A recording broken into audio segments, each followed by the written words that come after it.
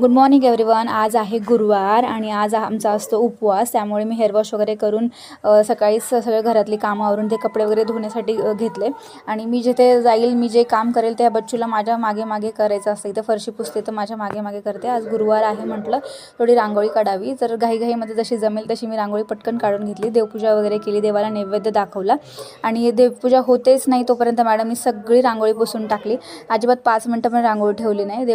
तुळशीला पाणी वगैरे दिलं आणि मी हळदी कुंकू लावलं, तर हिला पण हळदी कुंकू लावायचं आहे। मला म्हणते लाव, मग तिला पण हळदी कुंकू लावलं आणि त्यानंतर शेंगदाणे वगैरे भाजून घेतले आणि आमच्यासाठी बटाट्याची भाजी आणि जे भगर असते, भगरीचे ढोसे मी असे बनवले होते थोडे, आणि तेच मी ॲक्च्युली त्यांना लंचला पण डब्याला पॅक करून दिले होते।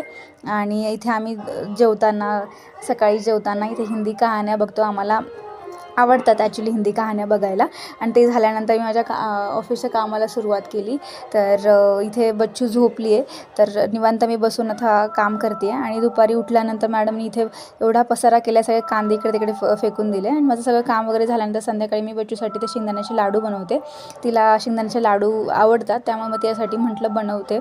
आणि मग इथे आम्ही गप्पा मारत बसलो सगळे, आणि सगळं स्वयंपाक वगैरे झाल्यानंतर आम्ही संध्याकाळी गेलो होतो स्वामींच्या दर्शनासाठी। तर इथे खूप जास्त गर्दी होती आणि कार्यक्रम पण होता इथे, तर आम्ही दर्शन घेतलं आणि असा होता आमचा आजचा दिवस। भेटू नेक्स्ट ब्लॉगमध्ये।